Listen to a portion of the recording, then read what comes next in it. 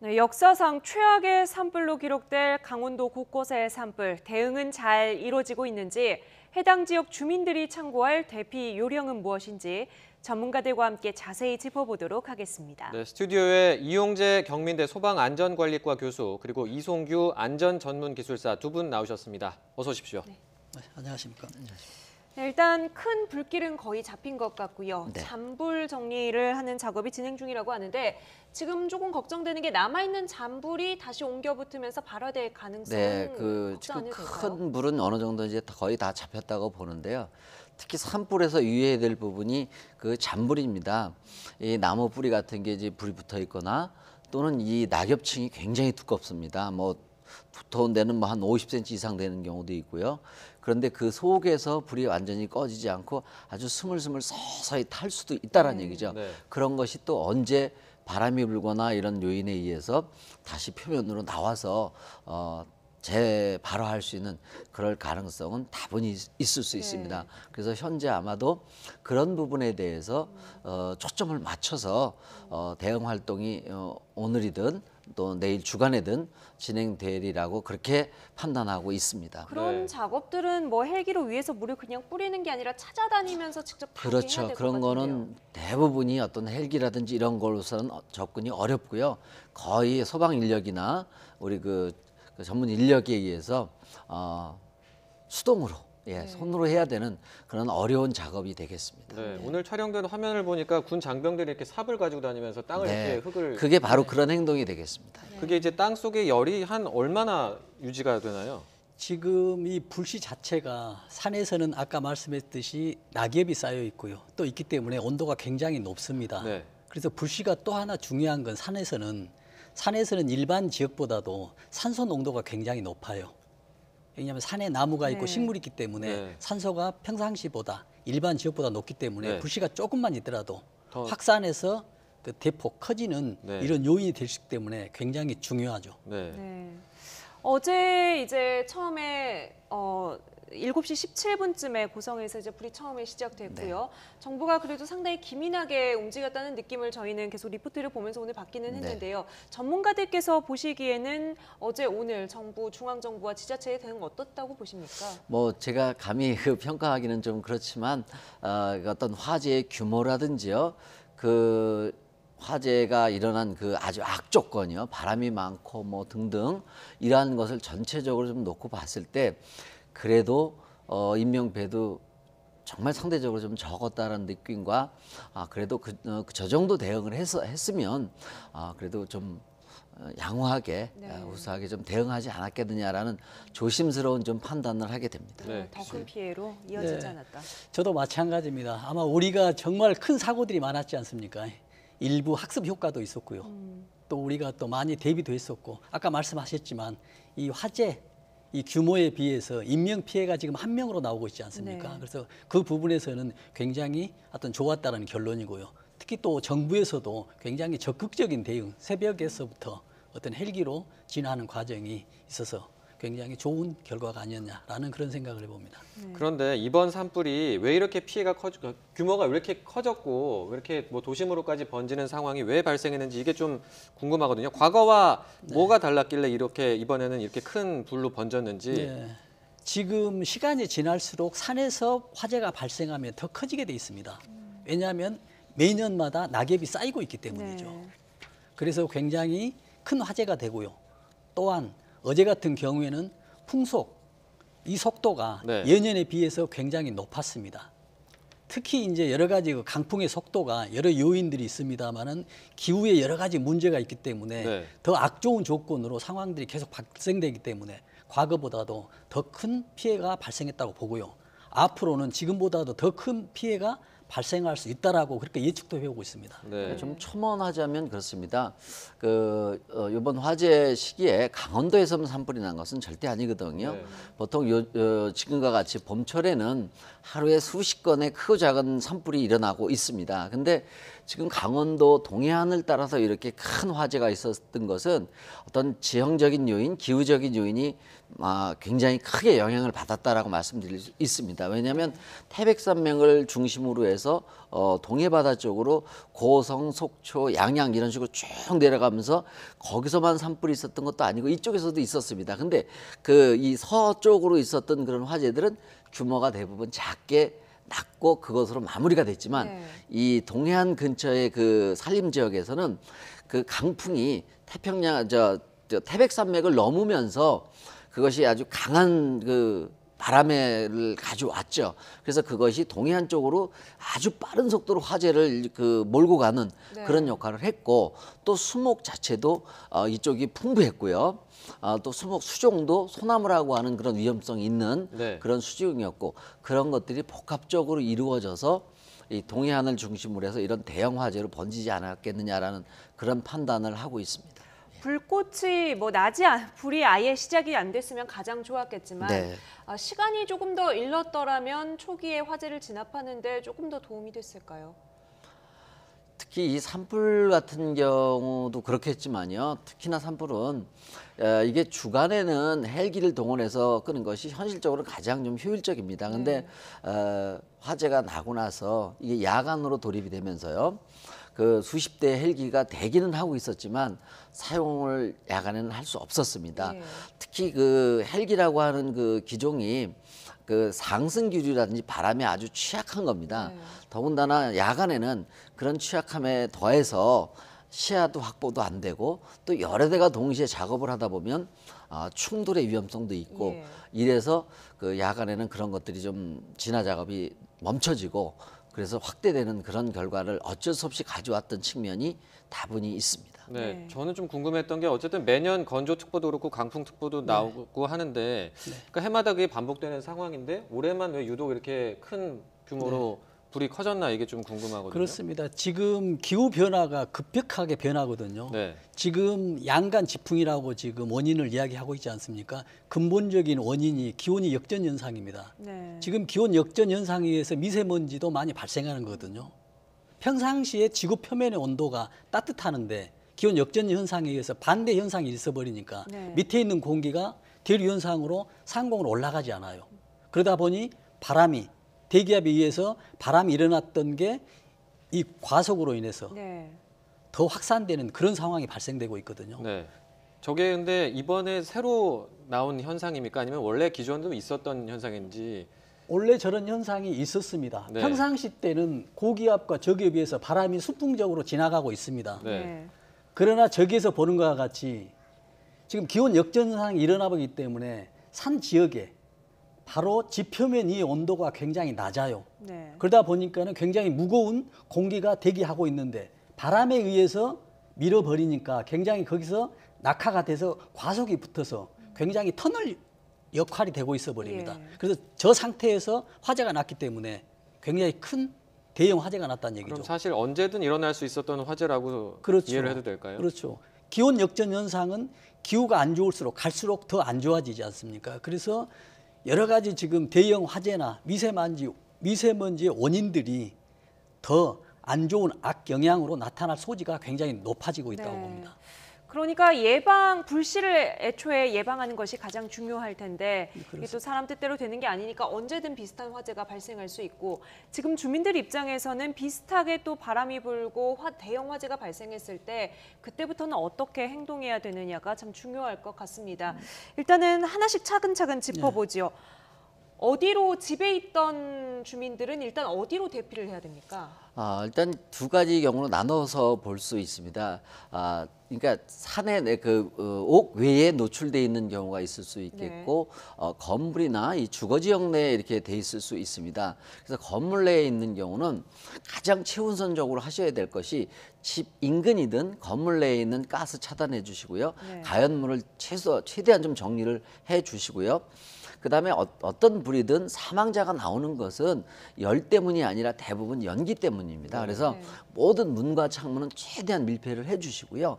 그다음에 그 문틈까지도 좀 그 젖은 수건이나 옷가지로 최대한 막아서 연기가 실내로 못 들어오게 하는 조치가 아주 중요한 그런 대응이 대응책이 되겠습니다. 네, 그러니까 집 가까이 불길이 오기 전에 일단 뉴스를 통해서 인근 지역에 불이 발생을 했고 네. 이 화재가 커질 수 있다라는 이야기를 들으면 일단 1차적으로 이런 조치를 해야 네, 된다. 네, 그렇습니다. 불길이 집으로 가까이 오고 있습니다. 그래서 아파트에서 대피하라는 안내 방송도 나오고 재난 문자도 받게 됩니다. 그때부터는 어떻게 행동해야 될까요? 그렇습니다. 지금 불이 확산하는 방향이 있거든요. 그래서 그 방향에서 가장 반대 방향으로 대피를 해야 되고요. 또 바람이 있을 경우에 바람도 등져야 되고요. 네. 또 가장 또 내 몸을 숨길 수 있는 그런 위치를 그 위치에 따라서 판단을 하면서 대피를 해야 될 필요가 있다고 보여집니다. 또 하나 좀 첨언을 드리자면요. 네. 사실은 그 지역에 익숙한 사람이라 하더라도 저런 엄청난 사고를 접하게 되면 당황을 하고요. 내일 가던 길도 당황해서 잘 못 찾을 수 있습니다. 그래서 평상시에 특히 이런 강원도 지역에서 산불이 위험하니까 이럴 때는 미리 이런 사고가 터지면 내가 어디로 대피해야 되는지 정도는 미리 한번 평상시에 좀 숙지해 두시는 것이 아주 중요한 그 포인트가 되겠습니다. 네. 그렇습니다. 그래서 우리가 보통 생활하다 보면은 위급한 상황에 정신이 없다고 하지 않습니까? 네. 정신이 없을 때 자기가 가지고 있는 지능 지수의 50%밖에 발휘를 못 한다고 합니다. 네. 그래서 내가 가지고 있는 지능 지수를 100% 발휘하기 위해서는 그 위급한 상황에서는 교육이나 훈련밖에 없다라고 네. 하거든요. 그래서 교육이나 훈련이 굉장히 필요하다라는 말씀드립니다. 이제 이 집 인근에 이런 재난 상황이 발생했을 때 어디로 피해야 되는지 지자체마다 지정해 놓은 지정 대피소를 일단 숙지를 해놓는 게 중요할 것 같아요. 그런데 이 대피소조차도 사용할 수가 없다거나 아까 저희 앞서 제보자께서 전달해 주셨지만 대피소에 모여있던 주민들이 이 대피소도 위험하니까 또다시 이동하라는 이야기를 들으셨다고 해요. 이런 경우가 오거나 아니면 대피소가 어딘지 아예 알 수가 없거나 또는 관광객처럼 이 지역에 연고가 없어서 지리감이 좀 떨어지시는 분들 이럴 경우에는 급하게 대피를 해야 될 것 같은데 어디로 가는 게 좋겠습니까? 그렇습니다. 지금 대피소에 갔는데 거기에 불이 났다는 얘기는 거기는 대피소가 아니란 얘기죠. 네. 그래서 정부에서 대피소를 만들어놓은 그 자체가 검토가 잘못됐다라고 보고요. 그래서 진정으로 어떤 화재가 났을 경우에 대피할 수 있는 곳이 진정한 대피소란 얘기죠. 그러나 대피를 했는데 대피가 아니었다라면은 또 그 상황에 맞는 우리가 대피할 수 있는 것을 순간적으로 대피, 긴급하게 하는 방법밖에 없지 않나라는 네. 생각을 합니다. 네. 아까도 좀 말씀해 주셨지만 워낙 위급 상황이 되면 판단력이 좀 네. 흐려지는 측면도 있고 그래서 그렇습니다. 평소에 훈련을 해서 몸에 익혀놔야 좀 위급 시에는 빨리 대피를 할 수 있을 것 같은데 이런 걸 좀 강원 지역 같은 경우는 이렇게 자꾸 산불이 나잖아요. 예. 가능성도 크고 그래서 이 지역은 좀 실질적인 대피 훈련 같은 걸 해볼 필요가 있지 않을까요? 특히 이 강원 지역 같은 경우는 외부에서 오신 관광객분들이 많으시고요. 네. 이분들은 더더욱이 지리 감각이 떨어질 수밖에 없습니다. 그래서 그런 관광객이 많이 올 수 있는 이런 장소에는 반드시 중요한 포인트에다가 아주 개괄적인 지도로다가 그 당신의 위치와 네. 표시해줘야 되고요. 그 다음에 그 약도 개념으로 어디로 대피해야 된다라는 아주 그 인식성이 좋은 네. 그런 것들 요소에 좀 미리미리 설치해두는 그런 대책이 필요하다라고 말씀드릴 수 있습니다. 네. 저희가 영화관 가서 영화 네, 상영되기 그렇습니다. 전에도 대피로를 먼저 보고 같은 시작하지 맥락입니다. 않습니까? 관광지에도 그런 조치들을 조금 이번 계기에 네. 조금 해놔야겠군요. 그래서 첨언하자면요. 이미 이제 정부에서 대피 훈련이나 요령을 발표를 할 때도 각 지역에 맞는 또 시간대에 맞는 상황, 밤에 화재가 발생했을 때 그 밤에 맞는 대피 요령, 또 산간 지역이나 강원도가 화재가 났을 때 네. 그 지역에 맞는 대피 요령들을 세부적으로 개몽 홍보할 필요가 있다고 네. 봅니다. 그러니까 재난 대응 매뉴얼을 굉장히 정교하게 개발해서 거기에 맞는 교육을 평소에 국민들에게 좀 제공을 해야 되겠다 이런 생각이 듭니다. 어제 제보 내용을 보니까 차량이 많이 막혀 있었다고 해요. 또 차량에 불이 아예 붙는 경우도 있고요. 대피할 때 이제 멀리 집에서 벗어나기 위해서 차량 이용하시는 분들 많을 텐데 이럴 때 주의할 점은 뭐가 있을까요? 참 그 쉽지 않은 부분인데요.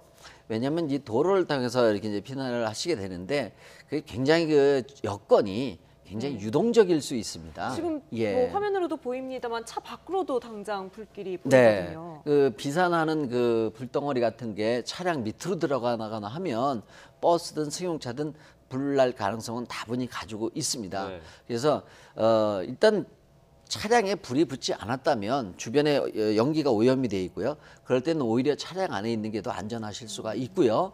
그다음에 저렇게 차량에 불이 붙었을 때는 거기 있으면 절대 안 되겠죠. 반드시 차 외부로 대피를 하셔야 되고, 그럴 때도 역시 그런 옷가지라든지요, 음료수 같은 게 보통 관광차라든지 이런 데는 대부분 있는 경우가 종종 있습니다. 그래서 그럴 때 코와 입을 좀 젖은 수건으로 막고 차량에서 나와서 대피하는 조치, 이런 것들이 필요하다라고 말씀드릴 수 있습니다. 그리고 저희가 아까도 그 영상을 좀 YTN으로 제보가 온 영상을 소개해 드리면서 이 차량을 타고 가면서 불이 이렇게 옆으로 막 보이고 네. 창문이 뜨겁다 이렇게 느껴질 정도로 가까운 거리를 차로 이렇게 이동하는데 그게 굉장히 위험할 수도 있지 않을까요? 그렇죠. 그거는 참 건 바이 건이라고 말씀드릴 수 있는데요. 네. 그거를 차에서 내리십시오, 일방적으로 통과하십시오라고 하는 것은 굉장히 좀 조심스러운 그 얘기가 될 수 있습니다. 그러니까 상황에 따라서 적절하게 판단하는 게 중요한데 예. 어떤 게 적절한 판단인지 그 판단력을 기르려면 평소에 재난 교육을 철저하게 시킬 수밖에 없다. 계속해서 비슷한 생각을 하게 됩니다. 이 집 근처 또 도심이 아니라 하필이면 뭐 산에서 야영을 하고 있었다든지 이럴 경우에는 어떻게 해야 될까요? 갑자기 이제 산불이 산을 타고 올 수가 있잖아요. 그럴 수 있습니다. 그 이제 산에 그 야영 활동이 요즘에 많지 않습니까? 그럴 때 우선은 그 화재가 목격이 되면 당연히 119에다 신고를 해야 되는 게 우선이고요. 네. 그다음 조치로서는 그 모든 화염이라는 것은요, 대부분의 경우는 위로 올라가는 경향을 가지고 있습니다. 연기가. 네. 그래서 저지대로 대피하셔야 되고요. 또 산에는 일부 지역에는 좀 이 자갈이나 뭐 돌이나 이런 개천 부분이 있을 수 있습니다. 그런 데로 대피를 해야 되고요. 또는 미리 좀 탄 데가 있을 수 있습니다. 예, 그쪽으로 대피하면 거긴 타버렸기 때문에 오히려 거긴 탈 게 없죠. 그래서 그런 곳으로 대피한다든지 이런 것들을 미리 좀 알고 계시면 큰 도움이 될 수 있겠습니다. 예, 한 번만 더 정리를 해보죠. 산에서 네. 불이 났을 때는 높은 곳보다는 낮은 곳을 향해서 네. 돌이나 자갈이나 물이 있는 곳을 네. 향해서 가는 것이 좋다. 예. 그리고 제가 또 궁금했던 게 그 지금 뭐 차량을 이용해서 아까도 제가 그 말씀드렸던 영상이 이제 아까도 말씀드렸지만 뭐 관광객 같은 경우나 이런 경우에는 이제 그 지역을 잘 모르고 지금 산불이 어떻게 번지고 있는지 상황을 잘 모르기 때문에 위험한 길로 이렇게 갈 수도 있는데 그렇습니다. 결국 그래서 지금 현재 상황을 잘 얼마나 효율적으로 빨리 전달하느냐 이게 굉장히 중요할 것 같습니다. 이 부분은 좀 개선해야 될 부분이 없을까요? 그러니까는 지금 그런 위험 지역에 있는 관광객들이나 관광하는 차량 운전자에 대해서는 아주 세심한 교육이 필요합니다. 지금 여기서 그 상황에서 말씀드렸지만 건바이 건으로 지금 통과를 해야 될 건지 아니면은 네. 내려서 대피를 해야 할 건지를 그 순간순간에 판단을 해야 된다는 그런 내용이 나오겠습니다. 그러니까 어떤 길은 가지 말아야 된다 이런 게 바로바로 좀 실시간으로 좀 전달이 되는지 좀 그게 저는 궁금해서요. 네. 그런 부분은 좀 어떻게 아마 잘 돼 있다고 보십니까? 장기적으로는요. 지금도 현재 우리 내비 쓰는 거 보면 네. 교통 상황이 실시간으로 뜨지 않습니까? 네. 그래서 화재 시에는 그 위험한 도로라든지 이런 것들이 좀 실시간으로 이렇게 우리가 핸드폰으로 검색할 수 있는 그런 시스템이 도입된다라고 하면 참 바람직할 거고요. 근데 좀 시간이나 여러 가지 좀 따르는 부분이 있겠습니다. 네, 내비게이션이나 지금 핸드폰 말씀하셔서 네. 드리는 질문인데요. 이번에 기지국에도 안될 불이 수도 있죠. 붙으면서 네. 통신 장애가 발생을 그렇습니다. 했습니다. 이런 경우에는 재난 안전 문자를 방송. 받기도 어렵고요. 네, 그리고 나의 위치를 가족들에게 알리기도 어려운데 그렇습니다. 어떻게 해야 될까요? 지금 휴대전화가 안 됐다는 얘기는 다른 방법이 없습니다. 방송밖에 없습니다. 그래도 방송은 그래도 가장 마지막까지 남을 수 있는 유일한 수단이기 때문에 네. 재난방송에 대해서는 항상 귀를 기울이고 재난방송에 대해서는 모든 걸 종합적으로 판단해서 안내하고 또 공고를 하기 때문에 거기에 따르는 것도 중요하다고 생각합니다. 네. 저희가 그럼 이제 그 불시의 시작을 좀 한번 또 짚어볼 필요도 있을 것 같은데 아까도 네. 저희가 말씀드렸지만 전신주에 네, 개폐기가 네 그렇습니다. 있는 그 전신주에서 전선에 뭐 스파크가 튀었다 이렇게 지금 한국전력이 설명하고 있는 네. 원인이거든요. 네. 그 개폐기가 뭔지 그리고 어떤 내용인지 좀 네. 설명을 부탁드립니다. 지금 개폐기는 말 그대로 전기를 통하거나 또 끊하는 그 스위치입니다. 네. 네. 근데 그 개폐기에서 지금 불이 났다고 이야기하거든요. 네. 그 얘기는 뭐냐면 전기가 통하고 있기 때문에 스파크가 일어났다는 얘기거든요. 스파크가 일어난 이유는 어떤 금속성 물질이 거기에 있었다는 얘기입니다. 네. 그러면 이 금속 물질이 어디서 왔냐는 얘기죠. 하늘에서 떨어질 수는 없고 네. 아마 그 장치, 그 전력 장치에서 네. 강풍에 의해서 떨어져 나가서 거기에서 우리가 말하면은 전기가 흐르는 곳에 네. 어떤 금속이 있으면은 저항이 생깁니다. 그래서 예. 불이 발생하거든요. 빨갛게 스파크가 일어나지 않습니까? 네. 그래서 그 스파크가 땅에 떨어지면서 발화 원인이 됐다라고 보여지는 것이죠. 그 네. 한전이 설명하는 게 그 개폐기가 전신주에 달려 있고 그렇죠. 거기 연결된 전선 쪽에 뭔가가 물체가 닿으면서 그렇죠. 스파크가 튀었다 이렇게 설명을 하는데 그러니까요. 근데 그거는 스파크는 항상 튈 수 있는 거죠. 그렇게 밖으로 노출돼 있으면. 그렇게 노출돼 있으면 당연히 스파크가 발생하는 것이죠. 네. 그렇다라고 한다면 다음에 또 이런 사건이 네. 이런 상황이 또 발생하면 그러면 또 이런 화재가 발생한다는 얘기죠. 네. 그렇기 때문에 한전이나 정부 당국에서는 개폐기가 됐든 변압기가 됐든 어떤 이물질이 왔을 때도 스파크가 일어나지 않도록 전력이 통하지 않도록 하는 그런 장치들이 조치가 필요하다고 봅니다. 네. 좀 이제 좀 첨언을 좀 드리자면요. 이제 말씀 잘 들었는데요. 그 아크에 의한 그 전기 화재의 원인 중에서는 절대적인 비중이 높은 게 일반 건물에서도 아크 화재가 점유율이 한 78% 내고 있습니다. 아크라는 거는 지금 위원님께서도 말씀해 주셨지만 정상적으로 전기가 이렇게 도선을 흘러가거나 개폐기를 흘러가면 생기지 않습니다. 여기서 이제 비정상적인 문제가 발생이 됐을 때, 네. 즉 말씀해 주신 대로 이물질이 뭐가 날라오든지 심지어 이런 경우는 까치가 집을 짓는 경우도 많습니다. 이번에 그랬다는 것이 아니고요. 또는 제3의 어떤 물질이 날라와서 거기서 어떤 전기적인 그 흐름을 저해하는 요인이 생기다 보면 네. 불똥이 튀는 거죠. 그 불똥이 이제 금속이지 쇠 불똥이 튀는 거죠. 쉽게 말씀드려서. 예. 그렇다면 이제 다른 전봇대에서도 이런 발화 가능성이 있다는 것이고 말씀하신 것처럼 예방 작업들이 이루어져야 되는데 이 수많은 전봇대 어떻게 다 일일이 다 예방 작업을 할 수가 있습니까? 그래서 보면은 모든 그 전봇대가 있는 게 아니고 개폐기가 있는 곳에 또 강풍이 많은 곳에 네. 산악지대에 과거에 사고가 많이 났던 곳에 대해서는 절연이 되지 않는 절연되는 물질 네. 이런 거에 대해서 뭐 카바링을 한다 할지 뭐 고무로 해주는 것도 굉장히 중요하죠. 네, 그러니까 발화 가능성이 높은 전봇대들을 따로 뽑아서라도 거기에 그렇습니다. 미리 예방 작업을 해야 네, 된다. 특히 강원도 같은 경우는 굉장히 그 강풍이 세게 불고 있지 않습니까? 네. 거기에 있는 전봇대 경우에서는 필히 어떤 절연 장치를 할 필요가 있다고 생각되죠. 네. 전신주 대신 전선을 땅으로 이렇게 묻는 것도 한 가지 방법이 될 그렇죠. 수는 있을 것 그게 같은데. 굉장히 중요하죠. 지중화라고 얘기하지 않습니까? 땅 속으로 하고 있는데 가장 안전한 방법입니다. 그러나 이제 문제가 있는 것이죠. 비용 문제가 있기 때문에. 네. 두 분께서 이제 이번 화재 대응을 그래도 비교적 피해가 더 커지지 않도록 최선을 다했다라고 평가를 해주셨는데 그럼에도 불구하고 워낙 예상하지 못했던 큰 규모의 화재가 발생했으니까 앞으로 우리 소방 대응 시스템에서 이런 부분의 시스템 보완 또는 인프라 구축이 필요하다. 이번 기회에 좀 느끼신 부분이 있으신가요? 예, 뭐 전반적으로는 잘 우리 소방과 관련 군경 관계 기관에서 정말 너무 고생하시고요. 네. 잘 대응해 주셨다고 하는데요. 사실 이 안전에 대한 대응 조치라는 것은 끝이 없습니다. 네. 만족하는 수준이라는 것은 없습니다. 그래서 앞으로 이런 그 인력이라든지요, 장비라든지 이런 것들의 그 투자라고 생각을 하고요. 더 보완이 돼야 되지 않겠느냐 그런 것으로 그런 말씀을 드리고 마무리 짓는 것으로 하겠습니다. 네. 네. 근데 지금 이번에 그 개폐기가 문제됐지 않습니까? 그래서 다른 개폐기는 이상이 없어요. 그러나 사고 직전에 개폐기가 있을 수도 있습니다. 네. 강풍에 시달렸기 때문에. 그래서 거기에 대한 정밀 점검이 필요하고요. 네. 또 특히 노후화된 개폐기.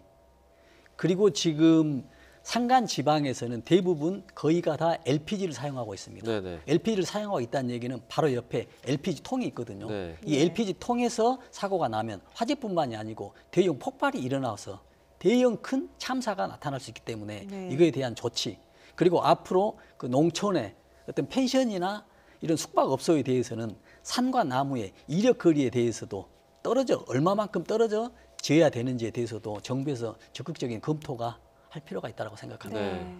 저는 개인적으로 어제 저희랑 전화 스튜디오 인터뷰를 하셨던 제보자들께서 하신 말씀 중에 내가 제대로 된 재난 대응 교육을 받아본 기억이 없는 것 같다라고 하신 말씀이 기억에 남습니다. 사전 예방이 최우선이겠지만 예방되지 않는 사고에 대해서는 어떻게 대응해야 되는지 국민적 차원의 교육이 필요하겠다는 생각이 듭니다. 지금까지 이용재 경민대 소방안전관리과 교수, 이송규 안전전문기술사와 함께했습니다. 두 분 오늘 도움 말씀 감사합니다. 감사합니다. 고맙습니다. 감사합니다.